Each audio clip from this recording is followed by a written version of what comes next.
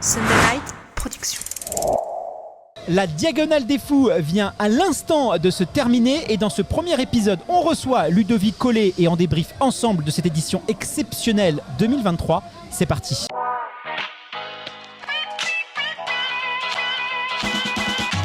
Bienvenue sur le podcast Dans la tête d'un coureur, l'émission de toutes celles et ceux qui aiment courir. Trail, route, piste ou encore triathlon, chaque lundi, venez améliorer vos connaissances sur l'entraînement, l'alimentation et la préparation mentale du coureur tout en vous amusant. Bonne écoute. Bonjour à toutes, bonjour à tous, c'est un plaisir de vous accueillir ici sur l'île de la Réunion, théâtre de la légendaire Diagonale des Fous, la course réputée pour être l'une des plus dures au monde.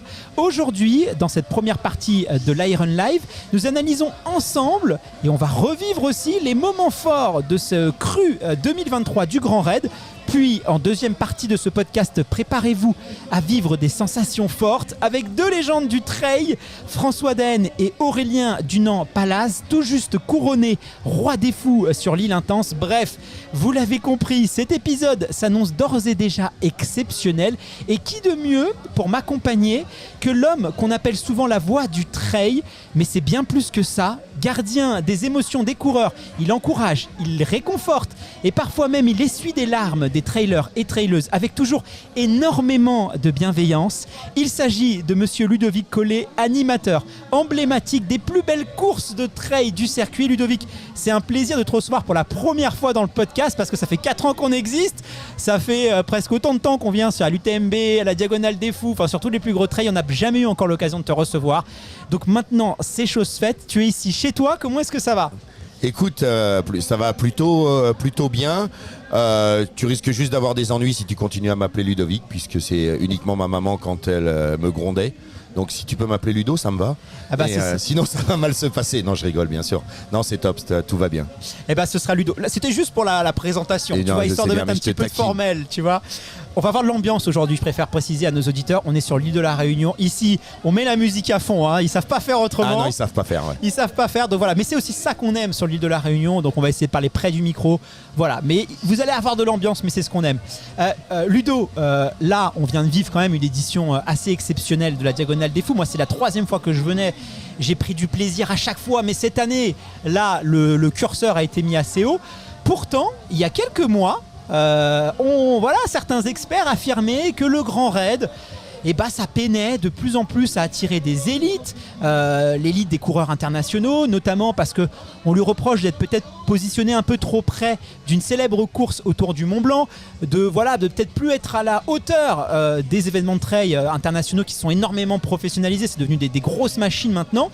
Et cette année, on nous prédisait, certaines personnes nous prédisaient une course avec peu de suspense, avec un scénario déjà bouclé d'ores et déjà, on va dire à partir de Notre-Dame. Mais voilà, une fois de plus, le Grand Raid a démontré sa magie et son prestige. Et il prouve qu'il demeure plus que jamais l'un des trails les plus importants et les plus incroyables au monde. Et toi qui es déjà venu ici, je pense que tu vas pas me dire le contraire. Non, bien sûr, et après c'est ni une question d'être trop proche de la grande messe de Chamonix, c'est juste que cette course est typée pour certains types de coureurs. Beaucoup d'élites ne veulent pas venir, tout simplement parce qu'ils ont peur. Parce que cette course, elle peut, si elle se passe pas bien, elle peut entamer ta saison 2024. Ouais. C'est ça le problème, c'est juste que c'est une des courses ou la course la plus dure au monde dans ces formats-là. Donc beaucoup réfléchissent à 2 fois et ceux qui viennent ici, tu as pu le remarquer, hein, que c'est des garçons et des filles qui sont plutôt tracteurs. C'est des garçons et des filles qui n'ont pas peur du dénivelé, qui n'ont pas peur de se battre avec la course, que c'est tout sauf roulant. Enfin, tu vois, il faut avoir des grosses coronesses, quoi. Ah, c'est pas la Aston Martin du trail qui va venir ici. On est plutôt, comme tu dis, sur du bon tracteur Lamborghini des années 1800. Il faut pouvoir être tout terrain. Alors c'est vrai que la légende du Grand Raid, et tu le disais à l'instant, elle repose sur un élément clé, c'est son extrême difficulté, 165 km, 10 000 mètres de dénivelé positif, des conditions météo extrêmes, surtout cette année, où tu peux avoir très froid en altitude et très chaud dans les cirques et en bas. Il y a des sentiers, des segments qui font peur. Le sentier de Taibit, le cirque de Mafat, Roche-Plate, le chemin des Anglais. J'ai presque envie de dire que tu as 10 courses dans une. Tu sais, on pourrait prendre indépendamment chaque segment et on pourrait en faire une course. course. Ah bah tout à fait. Et ça serait déjà une course complètement dingue. Elle est interminable. Cette course, franchement, là, je me dis, tu termines sur le chemin des Anglais quand t'as passé, mais elle est interminable cette course. Toi, avec ton expertise, en te basant un peu sur tout ce que tu connais, est-ce que tu es d'accord si on dit qu'aujourd'hui, le Grand Raid, c'est l'une des courses les plus dures au monde? Alors bien sûr, il existe des courses extrêmes. Il y a le Tour des Géants, il y a la Barclay. On peut trouver toujours plus hardcore. Il y a des courses difficiles en Corse, notamment. Il y en a un petit peu partout, mais là, franchement, tu l'as expliqué. Alors cette année, on n'a pas eu le trop froid. D'habitude, on approche des zéros. Là, on était plutôt autour de 8-10 degrés, ce qui est assez cool. Par contre, il a fait très très lourd, très très chaud la première journée, ce qui a fait que nos élites ont été émoussés très très très rapidement parce qu'eux, ils continuent à courir à des vitesses folles. Et du coup, non, c'est vrai que t'as pas une marche à la même hauteur. T'as des montées incroyables, des descentes très très très longues, très cassantes. Il y a ces différences, on l'a dit, de température. Ce qui fait que t'arrives jamais à trouver un bon rythme. Jamais, jamais, jamais. Quand tu penses que tu vas pouvoir relancer, c'est là que tu te rends compte qu'il t'en reste plus dans les chaussettes. Et en plus, t'en as pas parlé, mais pour moi, ce qui est synonyme de difficulté, c'est que ici, c'est des sadiques. C'est que même la dernière descente, elle est horrible. Elle est horrible.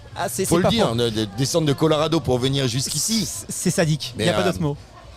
Moi, j'ai été la faire pour comprendre. Tu vois, il y a déjà quelques années, mais j'ai pas envie d'aller la refaire, quoi, tu vois, parce que tu prends aucun plaisir. Il y en a qui prennent du plaisir, parce qu'il y en a qui reviennent quasiment chaque année. Oui, ils prennent du plaisir, mais ils savent que la dernière descente, c'est zéro plaisir. Le seul plaisir que tu as, c'est que tu entends la musique, que tu vois les lumières dans Saint-Denis et que tu sais qu'il y a du monde à l'arrivée, quoi. Mais sinon, c'est l'enfer. Mais cette course, elle porte vraiment bien son nom, parce qu'il faut vraiment être fou pour pouvoir faire ça. Le stade de la Redoute, qu'on appelle ici le stade de la délivrance, c'est ça. On le voit sur les visages. Vraiment, les gens sont libérés, ils ont terminé, ils ont fini. Et puis, il y a aussi un élément clé que tu retrouves pas sur le Tour des Géants, que tu retrouves pas sur la Barclay, parce que oui, tu peux aller toujours dans l'échelle, dans l'escalade de la difficulté. Mais ici, l'élément déterminant, c'est sa popularité et c'est sa densité. Parce que là, elle est sur la ligne de départ et on l'a vu cette édition, tu as une densité exceptionnelle. Et ça fait la différence parce que c'est très dur, mais ça doit aussi aller vite, ça pousse derrière. Et donc ça c'est sûr. Aujourd'hui, si tu prends une course avec un tel niveau de performance, avec une telle densité plus la difficulté, pour moi, il n'y a pas match. C'est la course la plus dure au monde et je l'assume. N'en déplaise à certains. Non, mais moi je suis tout à fait d'accord avec toi. On peut pas comprendre tant qu'on n'est pas, pour ceux qui jouent la gagne, je parle. Tant que tu n'es pas élite et que tu essayes de te mettre à fond sur ce parcours, tu comprends pas ce qui se passe.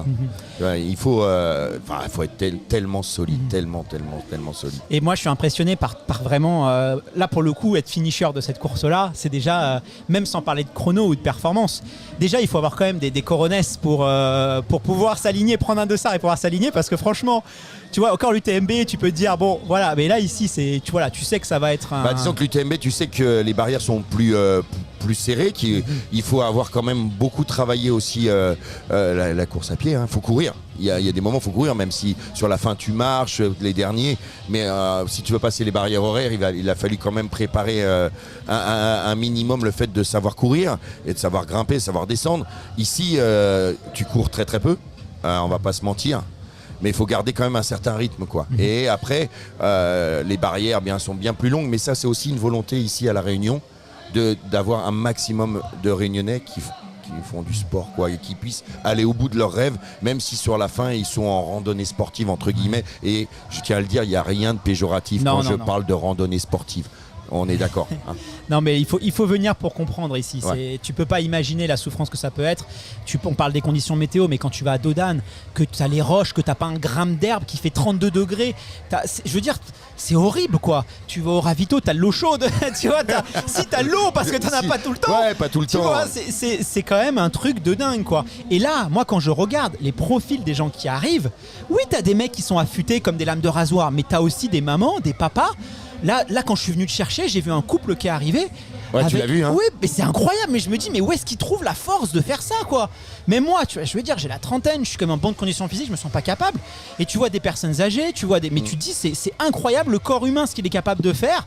Là, on a vu, tu vois, le couple que j'ai vu avec une dame qui je sais pas, qui doit faire 1m55, qui doit quand même, qui pesait un certain poids. Mais exactement. Je me suis dit, c'est incroyable, quoi. Et elle arrive même avant la barrière horaire, quoi. Ah oui, elle est large, hein, tu vois bien.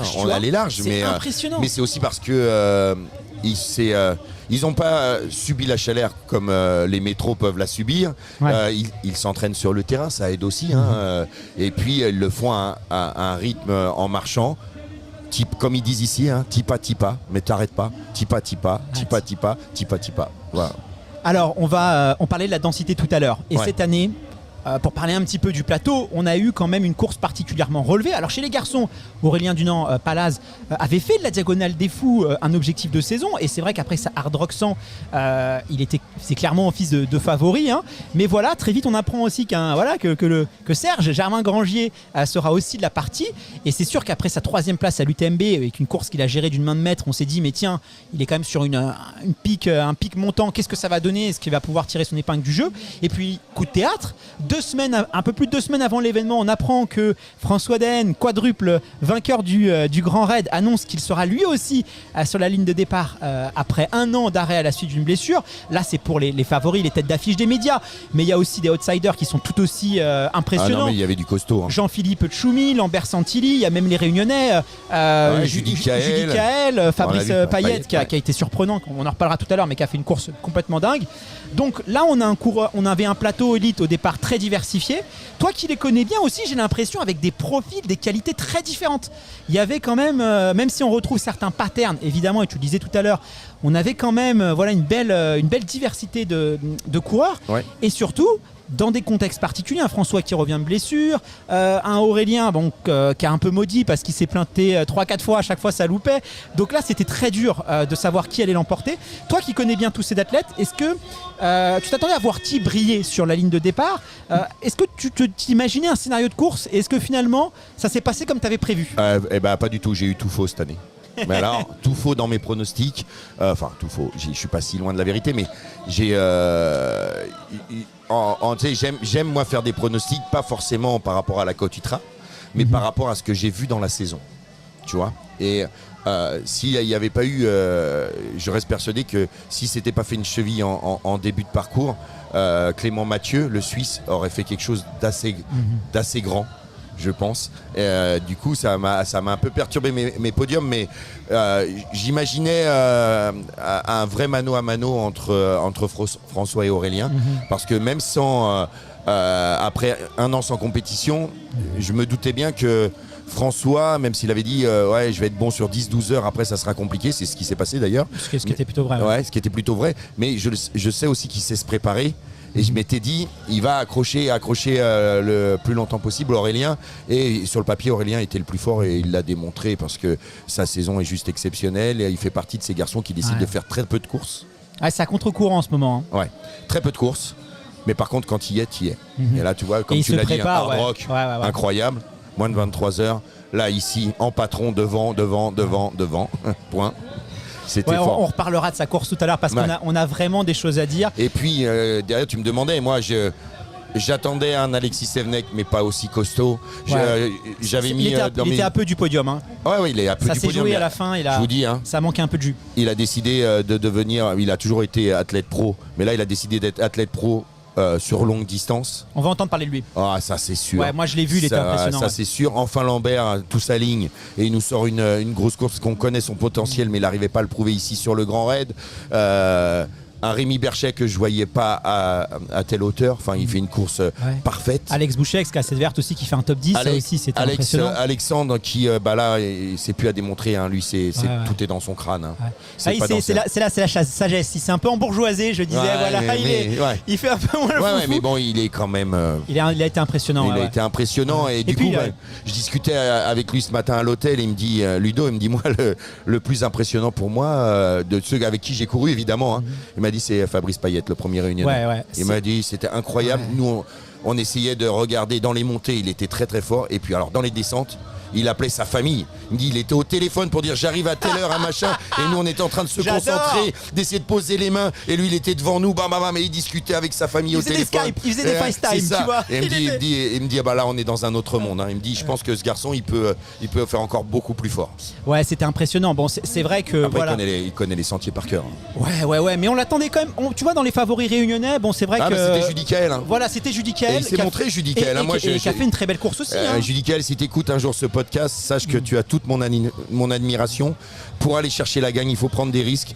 C'est pas passé cette année. Certains diront ouais, t'es parti trop vite. Moi, je trouve pas. T'as fait ce que tu savais faire, Judicaël. Félicitations. Ouais. Puis on a hâte de revoir un Réunionnais gagner là. Voilà, parce que ça sera quand même la fête en folie. Et puis c'est vrai que bon, on a un François Daen, voilà, qui effectivement, bon, alors c'est vrai qu'il annonçait sur les réseaux qu'il s'est très peu préparé. Moi, je profite un peu de cet épisode parce qu'on a lu des commentaires en disant vous avez vu, on peut aller sur la diagonale avec un mois de préparation. Bon, attention, il faut recontextualiser. Déjà, un François Daen dans 2009, hein. Voilà, et puis dans sa tête, quelqu'un qui dit qu'il s'est pas préparé beaucoup, faut savoir qu'il a une réathlétisation où il a quand même, c'était pas la réathlétisation sur le canapé, hein, il a déjà bien bossé. Et la vision de l'entraînement ou la perception que François Daen a de l'entraînement, c'est pas forcément la même que Monsieur et Madame tout le monde. Tu fais bien de le rappeler parce que François Daen, ça reste François Daen. Ouais. On ne copie pas François Daen, on ne copie pas Kylian Jornet et bien d'autres sur leur format d'entraînement. Ils se connaissent par cœur, ils ont une expérience de course qui est pas la nôtre.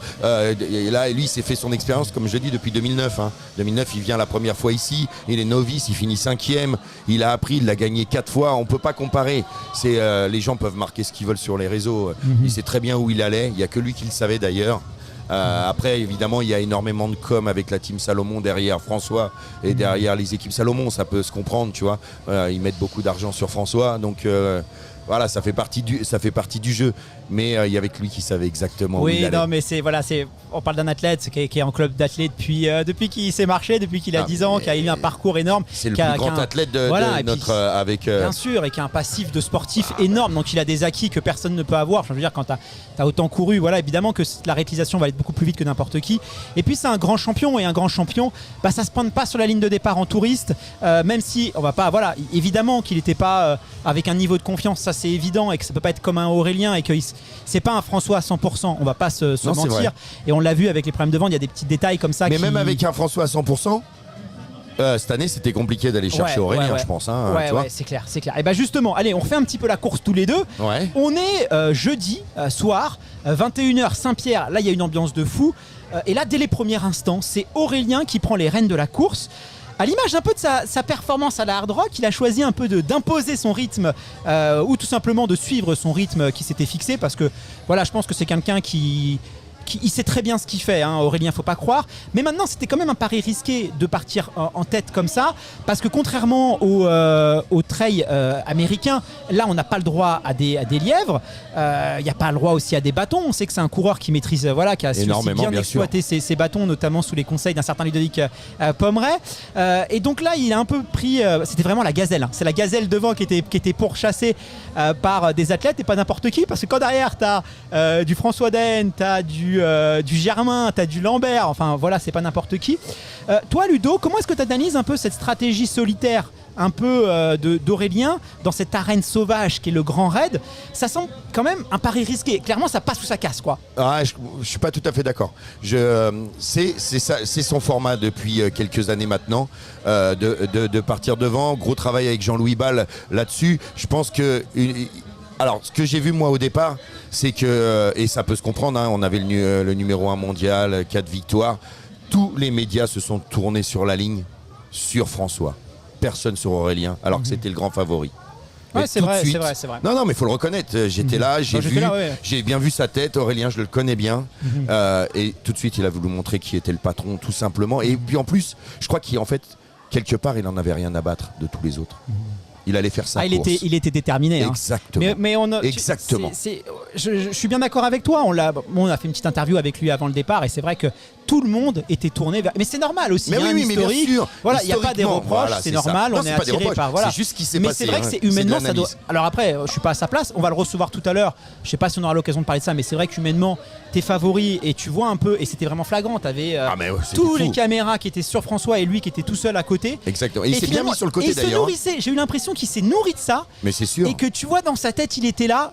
Vas-y. On va voir tout à l'heure où est-ce que seront les caméras à l'arrivée. Et du coup, il le fait dès les premiers mètres. Et voilà, comme le faisait François quand il était complètement sûr de lui, quand il était au plus haut de sa forme. Il partait devant la tour de contrôle, la tour de contrôle aujourd'hui, c'était Aurélien. On a un coureur qui a assumé finalement dans la course son statut de favori. C'est ça. Et moi, qui j'aime. a pris les choses en main. Voilà, ça c'est le charisme du sportif et de la sportive. Parce qu'on verra tout à l'heure que chez les filles, on a eu exactement un peu ce scénario-là. Alors, on va un peu plus loin dans la course. Là, on est à Notre-Dame de la Paix. On sait que c'est stratégique.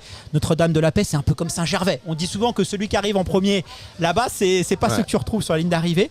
Mais là, ça n'a pas forcément été le cas aujourd'hui. Et on a un trio avec Aurélien en 1, Germain Granger, on voit, il avait dit j'ai un peu mal à la cheville. Il nous a fait une Serge. Moi, je viens pour prendre l'ambiance. Il m'a embrouillé. J'aime bien les ravitaux. Tu vois, voilà, il était là un moment d'un peu. Bon, on a vu qu'il était.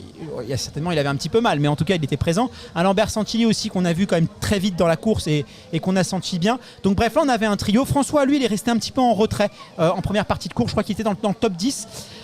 Et justement, on va parler un petit peu de Lambert et de Germain parce que quand même, ils n'ont pas manqué d'audace. Et j'ai pas envie qu'on passe un peu à côté de cette course-là pour eux. Et comme tu le dis, hein, et on en verra le top 10, le top 15, il est fabuleux. Ouais, mais comme le top 10 à l'UTMB, hein, on a un top 10 là cette année, c'est fou quoi. C'est juste fabuleux. Tout le monde a pris les choses en main, tout le monde a assumé. Tout le monde est parti. Alors, je lui ai dit à Serge, hein, je l'aime Germain beaucoup, Granger, c'est son surnom pour les auditeurs. Serge le mytho, on a enlevé le mytho et on a gardé Serge. Mais c'est comme ça. Il m'a bien dit, aller en conférence de presse. C'est vrai qu'avec Katie sur les chemins, en reconnaissant, je me suis fait un peu mal à la cheville. Et moi, bêtement, j'y ai cru et je l'ai sorti de mon podium parce que je me suis dit, UTMB, Diag, déjà... Et peut-être il en manque dans le réservoir, plus une cheville. Oh, il me l'a fait à l'envers. Il me l'a fait à l'envers parce que tout de suite, comme tu dis, il a montré qu'il était présent. Tout de suite, il était devant. Quand je regardais les images, j'avais pas vraiment l'impression que sa cheville, même si après on voit dans la fin de parcours qu'effectivement ça devient beaucoup moins souple et qu'il y a un petit peu de douleur. Mais je dis, il me l'a fait à l'envers. Et puis après, Lambert, il ne sait pas faire autrement. Déjà, il y a les racines corses, indéniables, mais c'est un coureur qui est comme ça. Il ne peut qu'aller jouer au combat. Il sait pas faire autrement, mais Lambert. Senti, il y a eu des petits, évidemment sur la diagonale des fous, il y a des hauts et des bas, mais tu vois quand tu vois un Choumi que tu as senti vraiment dans le dur, même un Germain à un moment donné j'ai vu qu'il était mal. Bon, François évidemment on l'a vu, ça a été très dur. Aurélien aussi, quand on était là-haut à deux bras, il était pas bien, on sait qu'il aime pas la chaleur. Lambert, je l'ai senti quand même assez régulier, assez linéaire. Là je me dis quand même il manque pas grand chose. Ouais, mais c'est pas si tu observes ça craque un peu, ouais. Non mais il montre rien. Ouais, c'est vrai, il est impassible. Exactement. Il est impassible parce que pour avoir discuté après à la fin avec lui, il me dit ok, t'as vu Ludo, hein, j'ai pris des risques mais je sais pas faire autrement. Mais il me dit waouh, qu'est-ce que c'était dur. Et toi, et quand tu regardes les images, t'as pas l'impression que c'est si dur que ça pour lui, hein.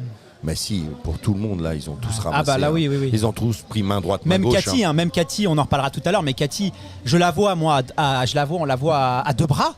Quand même, t'es au 120e kilomètre. T'as l'impression qu'elle sort de la douche quoi. Elle était mais nickel et je me suis dit elle est partie fort. Hein. Voilà, on en reparlera tout à l'heure, on fera un focus sur les filles, on regarde le meilleur pour la fin. Ça marche. Voilà, on en reparlera tout à l'heure, on va pas spoiler l'épisode. Donc là ça part, ensuite on voit que ça commence un petit peu à s'intensifier au niveau de l'intensité, au niveau de la vitesse. Là, tu as un Jean-Philippe Choumi, tu as un François Daen qui commence à déployer leur offensive, tu vois. C'est ça, il faut pas laisser partir. C'est l'aigle qui déploie ses ailes. Tu vois, voilà, ça y est, ils ont besoin un petit peu au début, après, allez, on va voir. Le rapace, tu vois, les rapaces, ils arrivent. Exact. Et là, on va parler un petit peu du Suisse Choumi parce que franchement, il nous a offert un spectacle incroyable. Voilà un athlète pour moi qui incarne l'esprit des raiders, qui incarne l'esprit de la diagonale des fous, déterminé, indestructible, persévérant. C'est un peu comme Aurélien d'ailleurs, c'est des coureurs qui ont un peu les mêmes patterns aussi. Et il m'a impressionné parce que c'est vrai qu'à un moment donné, je me suis dit franchement, c'était là pour le coup à Dodan aussi. Dodan, c'est vraiment là où on dit un peu que tout se joue aussi. Et là, je l'ai vu cuit quoi. Il était visage en sang, il s'est arrêté très très longtemps, 3-4 fois plus longtemps que même François, que même tout le monde. Et je l'ai senti au plus bas, j'ai dit il est mort. Franchement, il est mort. Derrière, tu avais le petit loustique, là, Germain Serge, qui était, alors lui, tout sourire et qui allait en faire qu'une bouchée. Et je me suis dit, il va se faire remonter, même peut-être, voilà.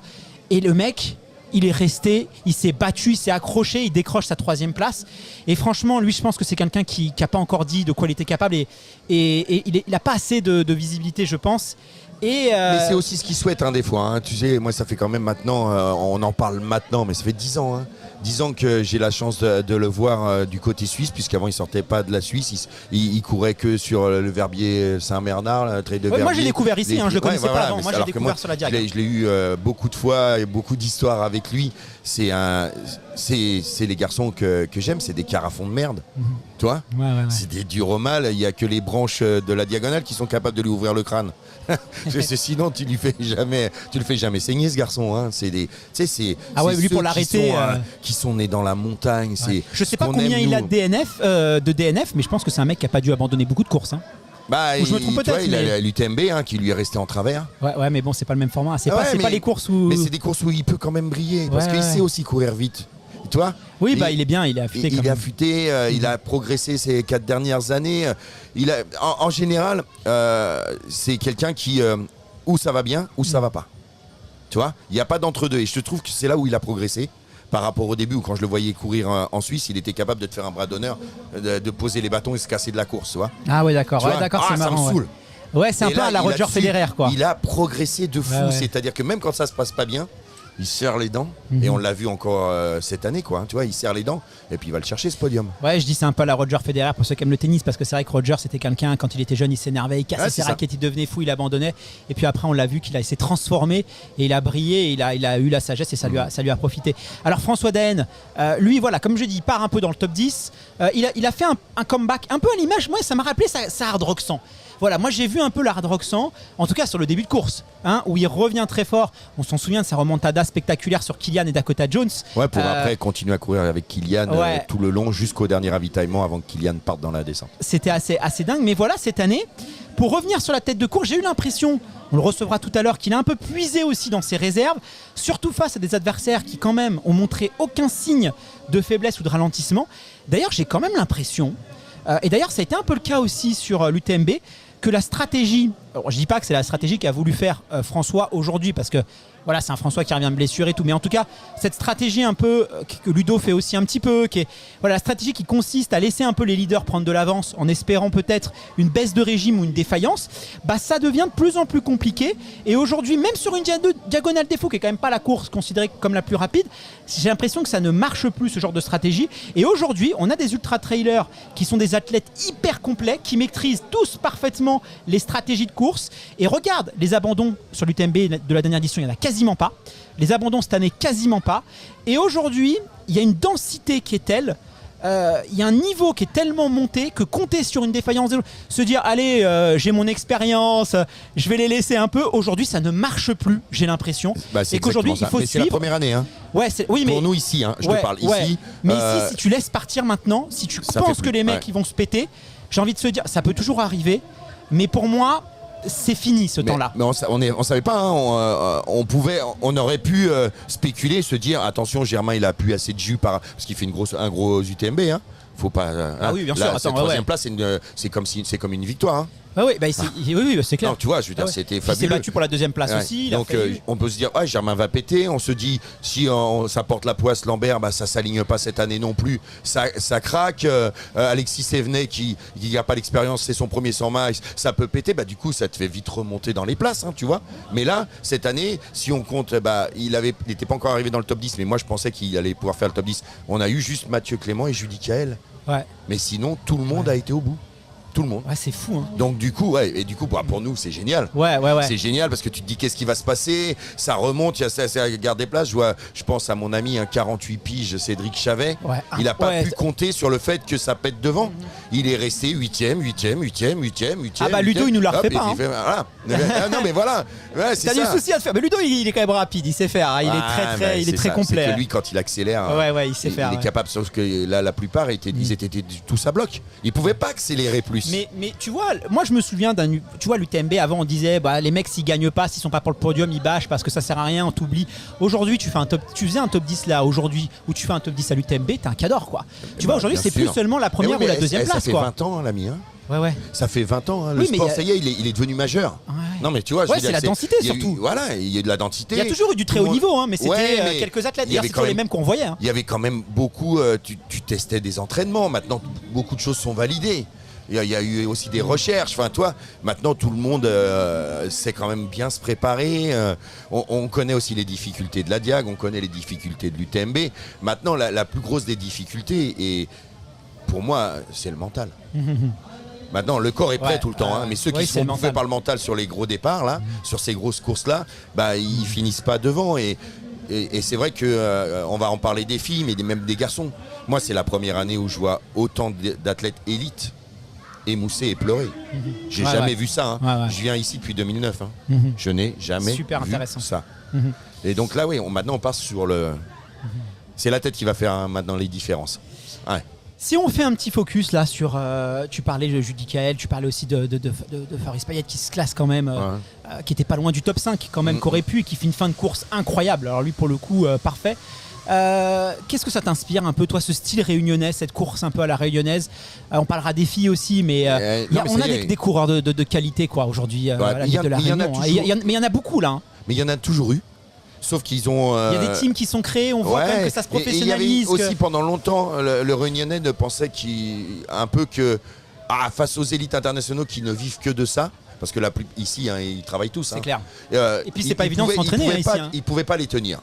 Sauf que là, ils se rendent compte vraiment qu'avec l'entraînement, en connaissant les sentiers, ben, ils peuvent aller jouer, ils peuvent aller chercher la gagne. Et comme tu le dis, si tu regardes le vivier là, sur la Mascareigne, sur le Bourbon, sur ceux qui arrivent, les jeunes qui ont fait leur premier 100 miles et qui sont super bien placés, ouais, ça va revenir là, hein. Continuez comme ça. Hein. La Réunion, elle est là. Hein. La Réunion, elle est là. Ah, oui. Et puis l'ambiance aussi. Hein. Toi, qu'est-ce que tu peux nous dire un peu de cette ambiance? Parce qu'il faut le vivre pour pouvoir appréhender ce qu'on vit ici. C'est complètement dingue. Bah, on est sur une île. Et puis, tu as un ancrage local. Voilà, c'est ça. Là, les Réunionnais, ils louent pas leur maison sur Airbnb et puis ils fuient pas Saint-Denis le jour où il y a la course. Non, ils restent là, ils sont là. C'est une course qui appartient pour eux. Ouais. Et ça, c'est vrai que cette dimension locale, cet encouragement, François le disait, moi sans les encouragements, j'étais plus là. Ouais. Alors c'est vrai que d'autres courses, il y a des trucs de dingue, mais ici, il y a une ambiance il y a un côté populaire, c'est pas que des passionnés, c'est pas que des férus, c'est des enfants, c'est des mamies, c'est des pères de famille, c'est des ouvriers, c'est le peuple qui t'encourage. Mais moi, tu sais ce qui m'a marqué, hein, c'est dès 2009, il n'y avait aucun podcast qui existait. Hein. On n'était pas à la mode, hein. Il y avait pas de podcast, c'était pas filmé, c'était rien. Mais déjà ici, même s'il y avait beaucoup d'erreurs dans les journaux, et c'est pour ça après qu'ils ont fait appel à moi, que voilà, on a amené une certaine façon, expliquer qui étaient les internationaux, qui étaient les Réunionnais. Enfin voilà, il y a eu un gros travail de fait. Mais du coup, ils ont toujours mis en avant ce sport. Il y avait des unes. Ça passait moi, c'est ce qui m'a frappé en 2009. J'ai dit, chez nous, du côté de la métropole, on parle pas de ce sport, en tout cas dans les grands médias.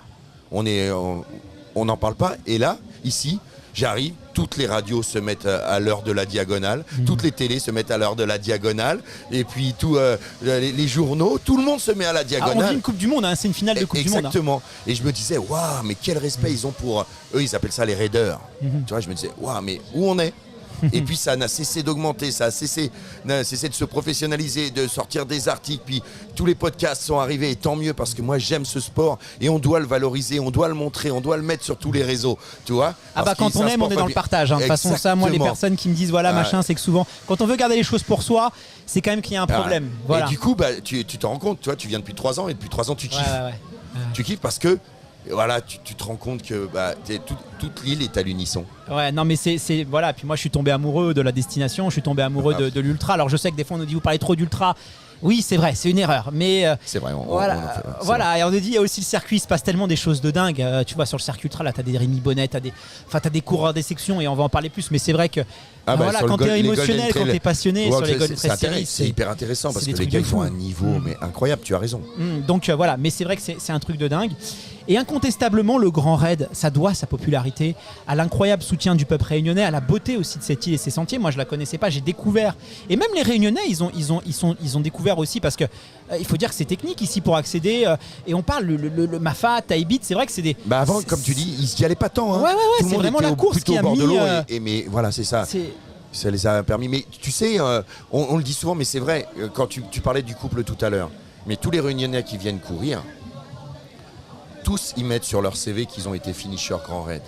Tu mettrais ça toi sur ton CV pour avoir un boulot? T'as ça, vois ce que je veux dire? tu retrouves ça un peu au marathon de New York avec ce côté, tu sais, très où t'as la médaille, tu vas dans les restaurants, t'as des réductions dans les, tu vois. Et c'est vrai que les New-Yorkais sont aussi hyper, mais t'as pas d'égal, quoi. C'est quelque chose qui est intéressant. Et tu vois, quand tu vas là dans des villes, tu vois, quand tu discutes avec des gens là, parce que moi je vais aimer la semaine d'après là, tu vois. Quand tu discutes avec des gars, ils te disent ouais, j'ai mon gars, moi la famille là, il a fait tel, mais c'est ta famille? Non, il est dans ma rue. Tu vois?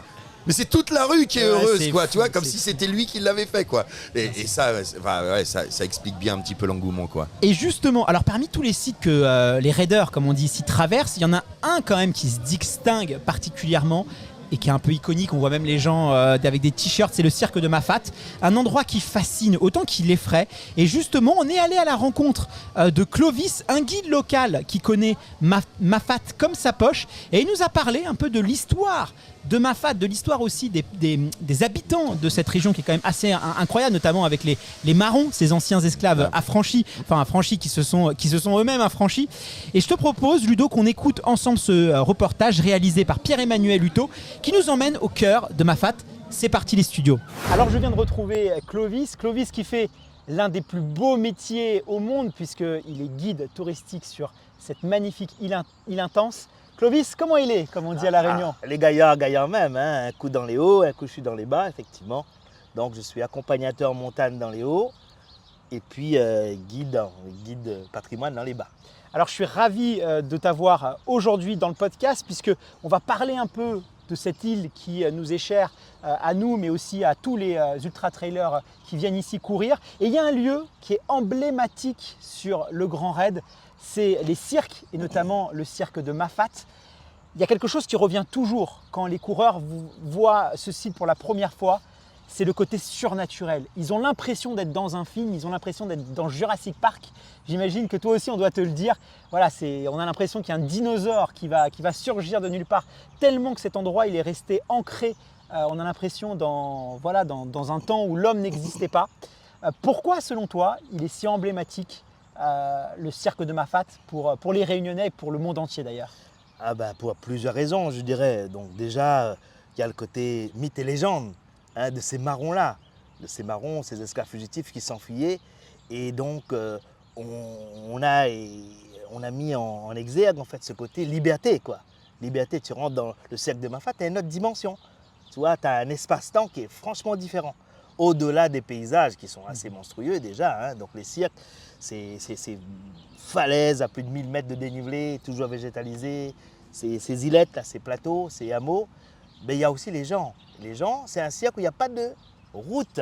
Donc des gens y vivent en fait, hein. C'est des villages où il n'y a pas de route. Donc on peut y aller uniquement qu'à pied ou en hélicoptère, mais c'est rare en hélicoptère. Voilà, on passe au-dessus, mais on ne s'arrête pas. C'est pas la même expérience. C'est vrai qu'aller sur le cirque de Mafat, ça se mérite. D'ailleurs, pas tous les Réunionnais ont la chance de pouvoir y aller parce que c'est quand même un exercice physique assez intensif. Généralement, ça met combien de temps de pouvoir y aller et la difficulté aussi du parcours. Tu confirmes que voilà, pour aller découvrir ce site, il faut quand même s'investir et donner de la personne. Les premiers hameaux, en fait, c'est 3 à 4 heures. Mais après, ça augmente, quoi, hein, 3 à 4 heures. Mais le dénivelé déjà est plus, hein, horaire. On est plus à 750 mètres de dénivelé, etc. etc. Donc, de 4 à 8 heures, on va dire, assez facilement. Alors, tu en parlais, le cirque de Mafat, il est mythique de par sa géographie, de par sa biodiversité, mais aussi de par ses habitants. Il y a des personnes qui y vivent depuis plusieurs générations. On les appelle les marrons. Et les marrons, ils ont une histoire un peu particulière. Est-ce que tu peux nous en dire un peu plus sur eux et surtout, comment est-ce qu'ils se sont retrouvés dans ce lieu complètement coupé du monde et de la civilisation? Voilà, on a un côté un peu culturel et puis un côté par nécessité, en fait. Ces marrons, donc on revient un petit peu à l'origine, un cimarron, hein, on sait que ça vient de l'Amérique du Sud là-bas. C'est le phénomène du petit veau qui quitte le troupeau pour aller à l'état sauvage. C'est-à-dire ces Indiens précolombiens, là, en fait, avant les conquistadors qui arrivent, donc ils vont s'enfuir parce qu'ils pensent que leur civilisation qui était avancée est foutue. Donc on va dire, fuit. Voilà, on fuit. C'est-à-dire on est domestique, mais on va s'ensauvager pour acquérir cette liberté, pour survivre. Donc c'est toujours ce phénomène-là, de partir de quelque chose de domestique pour aller à l'état sauvage. Donc cimarron, donc on a voilà, ces populations malgaches africains, mais surtout malgaches, qui deviennent une population servile pour cause économique, on va dire. Le café est planté à l'île de la Réunion, a besoin de main-d'œuvre. Donc, aussitôt qu'ils arrivent, soit ils piquent des barques pour repartir à Madagascar, mais on sait bien que l'océan Indien, l'océan Indien n'est pas une mer d'huile, donc les grands navigateurs vous le diront. Et sinon, la fuite, c'est la fuite de l'intérieur. Donc là, on a quelques marrons déjà qui va tracer la route, en fait, ce qu'on va appeler les initiés. Donc l'idée, c'est ramener en fait la protection des ancêtres. C'est très culturel aussi ça, la protection des ancêtres. Donc on va ramener ce qu'on appelle le tombeau ancestral à l'intérieur. Donc voilà. Aussitôt, on va dire, ces rituels-là faits, mais les autres pourront s'enfuir, pourront suivre, et pas dans un endroit où ils ne connaissent pas, qu'on appelle les pays des anards, des esprits, comme les malgaches. Là. Donc là, c'est pour ça qu'on voit toute la côte, c'est des noms de saints.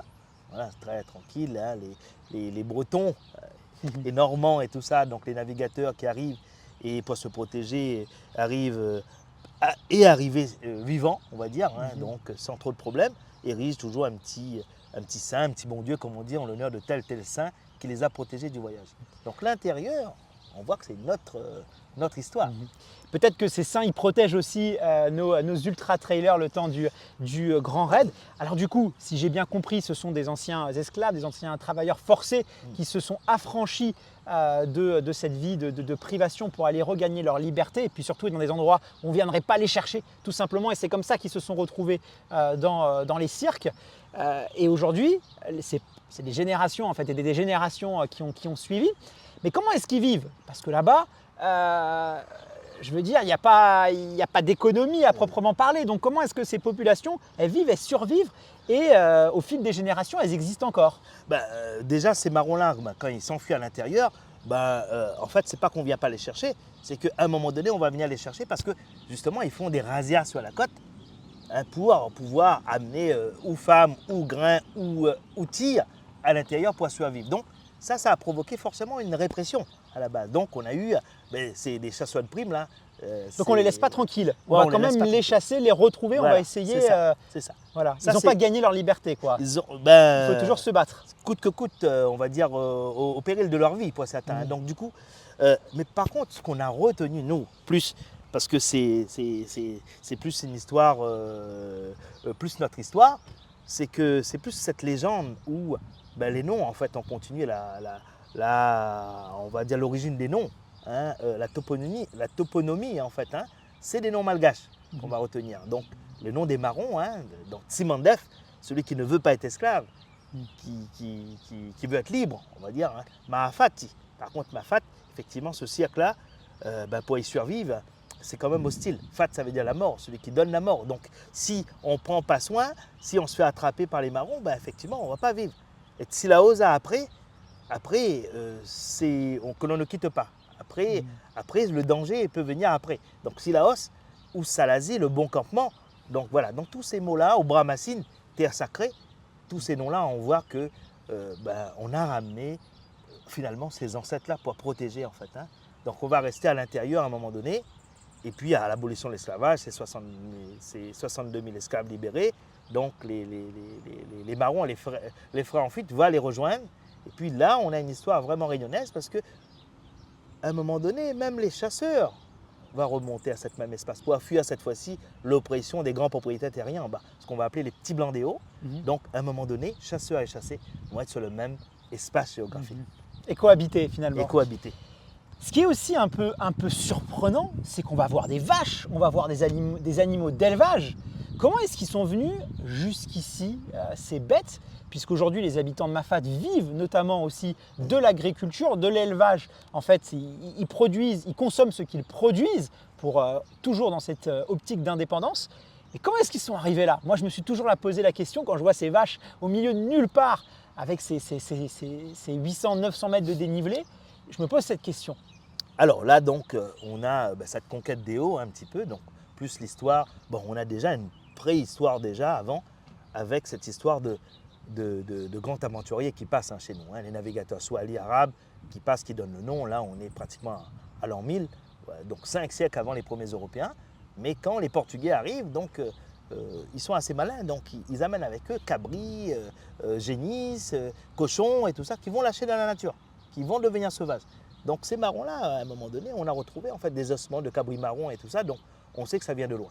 Par contre, l'élevage moderne que tu as vu dans la plaine des Tamarins notamment et tout ça, ça passe par ces petits blancs des hauts, ces cadets de famille en fait, qui vont arriver du côté de Salazie, et certains, les premiers vont être des éleveurs, quoi, hein, début 20e, qui vont être des éleveurs. Donc on voit que en fait, la barrière géographique entre le cercle de Salazie et le cercle de Mafat était tout près. Donc les Hauts va accueillir ces premières familles d'éleveurs. Donc ils vont monter avec... Ils vont monter dans les Hauts. Avec certains animaux, quoi. Voilà, avec certains animaux, hein, plutôt vaches, cabris. Incroyable. Voilà. On n'imagine pas. Merci beaucoup Clovis et puis à bientôt j'espère sur l'île Intense. Oui, nous la trouve. Ouais, j'ai quasiment fini. Retour au studio. Retour au studio. Ludo, je te propose maintenant qu'on s'intéresse à la course féminine. Je disais tout à l'heure, on garde un petit peu le meilleur pour la fin. Et c'est vrai qu'au départ de cette course, alors là, évidemment, Katy Scheid, elle faisait office de favori et on l'a vu notamment avec sa victoire à l'UTMB en 2022 où elle avait impressionné. Mais voilà, il y avait quand même aussi Camille Brua qui revenait de blessure, qu'on savait aussi affûter. Tu avais aussi des athlètes qui pouvaient créer la surprise. Lucie Jasmin, tu avais l'allemande aussi Eva Sperger, qui était qui s'est passé à peu de choses du podium. Émilie Maruto qui avait déjà gagné l'UTMB, qui avait suivi une préparation mentale, qui s'entraînait comme une athlète de très haut niveau. Là vraiment, elle avait mis le paquet. Sissi Cusso aussi qui pouvait créer la surprise. Marcel Vienne, alors ici c'est la reine qui connaît parfaitement et qui pouvait profiter peut-être un peu de cette bagarre qui aurait pu laisser des traces. Voilà, toi tu t'attendais à quoi? Est-ce que c'était gagné d'avance pour toi, pour Katy? C'est ce qu'il y avait de plus lisible. Ouais. J'ai mon podium féminin complet. Là, c'est le seul podium où j'ai tout bon. Voilà, là j'avais tout bon parce que c'était vraiment lisible. Pour moi, Camille serait pas encore prête. Katy serait intouchable. Émilie, je la savais dans la forme de sa vie. Donc même si elle n'arrive pas à passer, dû à la chaleur, elle n'arrive pas à passer sous les 30 heures comme elle l'avait fait l'année où elle gagne. Mais je savais que tout était revenu après la blessure. C'était dur ça pour elle. C'était dur pour elle. Mais là je savais qu'elle allait nous faire un grand coup. Mais là c'est pareil. Toutes les filles ont pleuré quoi. Sur les ravitaux, on a des images qui me font mal à chaque fois parce que là, tu sens qu'elles ont puisé. Eva, l'allemande, je savais qu'elle pouvait faire quelque chose, mais en venant la première fois, elle manquerait d'expérience ici. C'est ce qui s'est passé. Elle a joué, elle est passée devant Émilie, elle a essayé d'aller à la 3e place, puis revenir deux. Mais ça manque. Mais il y a un petit manque d'expérience. Eva, si elle revient, attention. Je pense qu'une deuxième fois, elle peut faire très très mal. Donc c'est sûr, je suis très déçu parce que moi je l'avais mis 4e, j'avais mon top 5 en mettant Eva 5. Enfin tu vois, Lucie Jamsin, je suis déçu pour elle parce que ça a pété, ça a pas fait. Elle aussi, elle était en larmes. Émotionnellement, c'était très très compliqué cette année. Il faisait très très chaud. Et puis, comme tu l'as dit, moi. J'étais comme un con sur mon téléphone des fois à dire allez vas-y Marcel, on récompense les 5, c'est énorme ce que tu es en train de faire, t'es 6e, t'es à 20 minutes, t'es à 40 puis t'es à 20 minutes de revenir, tu vas peut-être monter, on va te mettre à l'honneur. Bon, elle sera en catégorie mais c'est toujours bien d'être dans le scratch féminin. C'est clair. Elle finit 6e et d'avoir la reine Marcel, 53 ans. Et elle est là encore et elle fait une course magnifique. Marcel qui détient le nombre de records de victoires sur le Grand Raid, attention. Et moi j'étais heureux, tu vois. Et puis cette longévité, c'est fou quoi. Il a manqué 20 minutes. Ouais, c'est fou. Alors, là il y a quand même quelque chose qui se passe parce qu'on a des Américains. Alors, il y a Sabrina Stanley, il y a Courtney Dauwalter, on a Katy Scheid aujourd'hui qui domine quand même. Et là, on voit aussi Jim Wemsley qui commence, ça y est, voilà, on voit que ça y est, il est en confiance sur les sentiers européens. Zach Miller aussi qui a été surprenant, quoi. Ouais, bien sûr. Et là, est-ce qu'on se dit pas quand même qu'il se passe quelque chose avec l'Amérique? Est-ce qu'ils sont pas en train de prendre un peu, voilà, est-ce que l'oncle Sam est en train de prendre la couronne un peu à nous les Français? Est-ce qu'on n'est pas en train de se faire bouffer là par les Américains? Qu'est-ce que tu en penses? Si tu regardes, la France reste la nation numéro 1, et c'est pas un problème même si elle passe 2 ou 3 tant qu'on vit des bons moments. C'est que il n'y a pas encore la densité aux États-Unis. Chez les filles, surtout, un peu plus quand même. Ouais, non, mais faut se rappeler de Rory et tout. Mais les Américaines, elles ont toujours été là. Toujours. Pour moi, il y a rien d'exceptionnel. Elles sont là. Les garçons, c'est différent. Il y avait de la pression. On leur mettait pour moi beaucoup trop de pression. Pour Bah, moi, Jim, le oui, premier... c'était, voilà. Ouais, mais pas que Jim. Pour moi, je pense que je me suis trompé, mais pour moi, le premier qui allait gagner l'UTMB, pour moi, c'était Tim Tollefson. Ouais, ça joue à pas de choses. Ouais, à l'époque, je pensais que c'était lui le plus costaud, c'était lui le plus intelligent dans sa stratégie de course et tout. Ça n'a pas fait pour lui, mais bon, il a toujours fait des Oui, puis il belles est toujours là. performances. Et les Américains ont toujours été là, mais je pense que c'est pareil. Si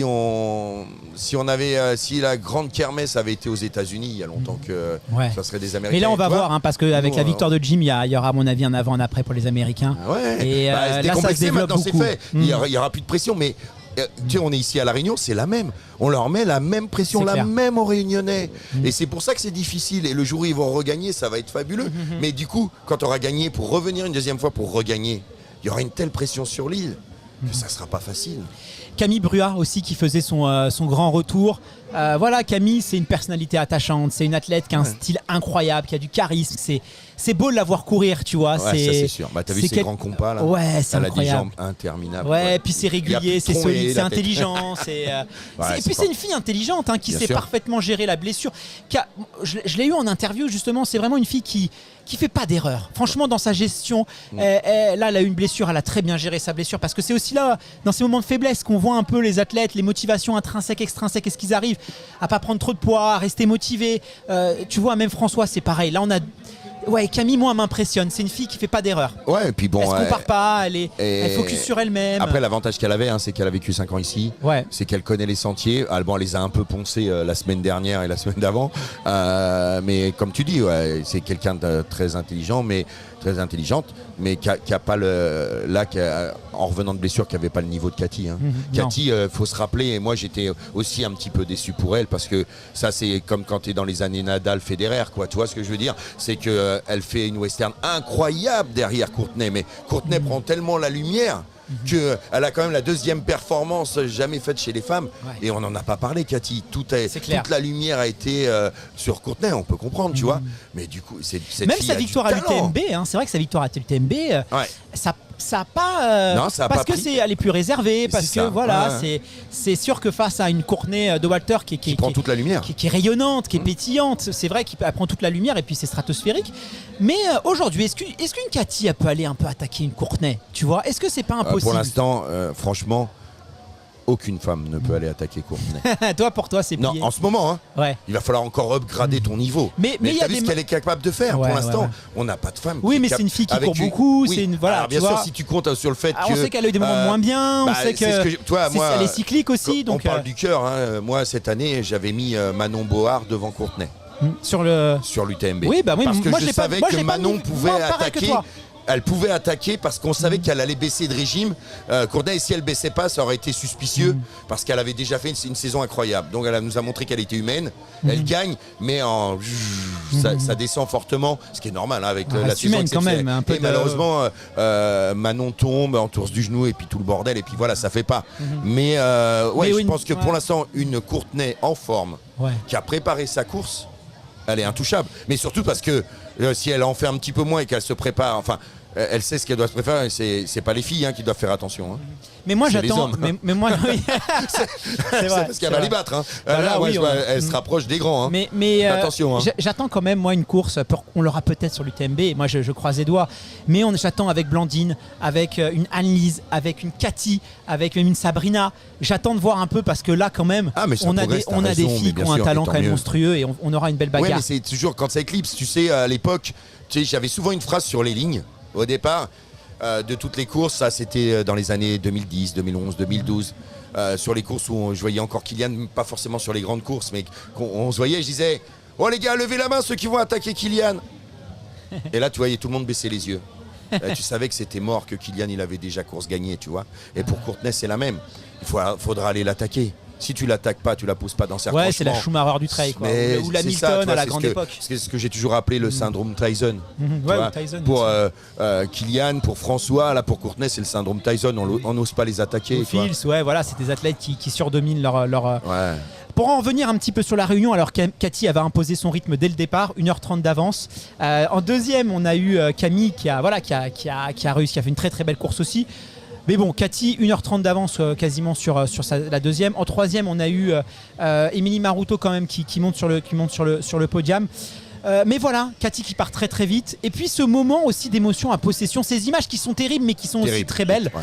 Parce qu'on a un petit bout de fan comme ça, que tu la croises dans la rue ou jamais. Mais ça, c'est un peu pareil avec Annelise. Tu les vois dans la rue, tu te dis, mais elles sont timides, elles parlent doucement. Tu te dis, mais jamais tu peux imaginer qu'elles sont capables de faire ce qu'elles font. C'est la force, comme quoi il ne faut jamais vraiment juger un livre sous sa couverture. Et Cathy qui passe comme ça de ce monstre qui défie les montagnes, qui défie les lois de la gravité, à une petite fille, j'ai envie de dire, qui pleure, qui est pas bien.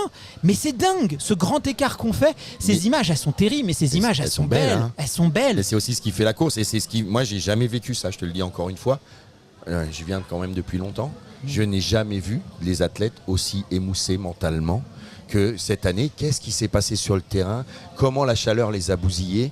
Qu'est-ce qui s'est passé pour qu'autant là, tu sais que tu vois le gars qui lui fait son ravitaillement, s'il n'est pas là, à la recentrer, à possession, à lui dire, mange, laisse couler, allez, tu vas y aller, même si tu vas à un rythme moins important.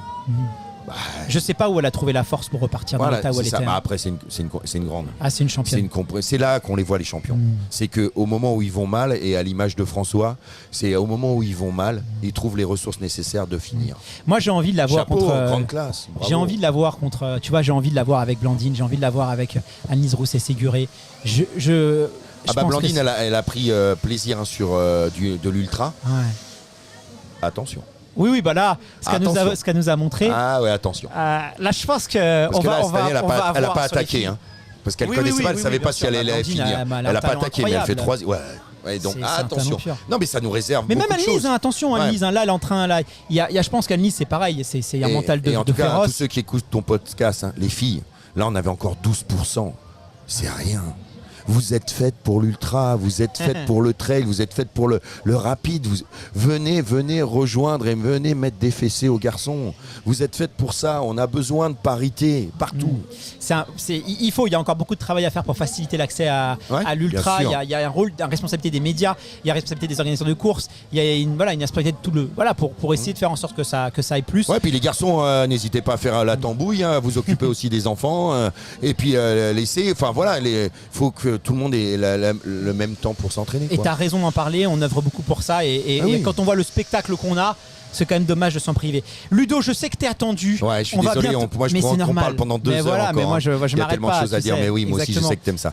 On va bientôt se quitter. Merci à tous les auditeurs qui nous ont écoutés jusqu'au bout. On se retrouve dans quelques instants dans la partie 2 parce que ce podcast, on va vous donner du contenu. Il y aura 2 épisodes. Ludo, je voulais vraiment te remercier parce que t'es quelqu'un d'incroyable. Moi je le vois, tu félicites du champion.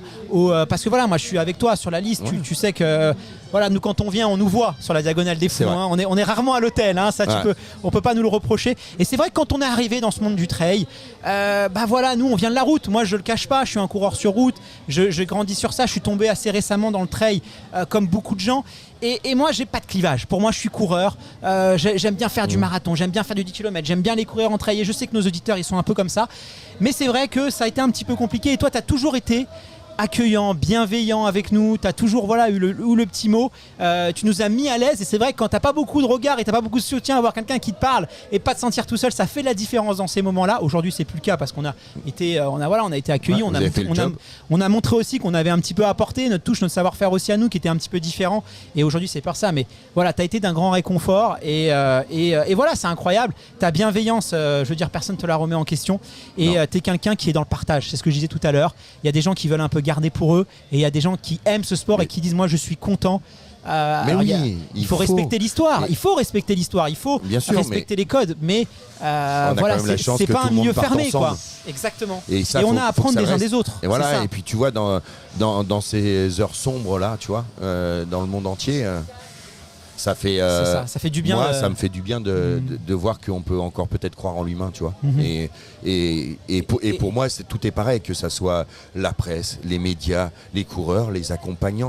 On est tous dans le même bateau, quoi. Tu vois, et on doit être tous ensemble et tous s'aider. Moi, je m'en fous de briller au micro. Ça n'a jamais été ce que j'ai voulu faire. J'ai toujours voulu être passeur d'émotions. Je veux mettre les athlètes, mais pour moi, les athlètes, c'est du premier au dernier. C'est tout. C'est pour moi. c'est toujours mieux que d'être à tapoter sur les réseaux et dans ton canapé de donner Et des puis leçons, critiquer tu vois. les autres. Ah ouais. Il y en a non. plein des comme ça. Oh oui, il y en a même beaucoup trop, mais c'est pas grave. Ils font aussi avancer à leur manière le bordel, tu vois. Mais oui, on doit essayer d'essayer. Alors on va dire ouais, c'est pas tôt, mais non. C'est la seule chose, j'ai toujours dit, la seule chose qui nous sauvera, c'est l'amour. Et donc dans ce sport-là, il y en a encore beaucoup, donc que ça dure longtemps en tout cas. Je te laisse retourner à tes occupations. Merci infiniment Ludo, je te dis à très vite. Merci à toutes celles et ceux d'avoir suivi cet épisode jusqu'au bout. On se retrouve tout de suite pour la partie 2 avec François Dallène, Aurélien Dumont-Palace, Cathy Scheip. Bref, ça va être énorme. À tout de suite.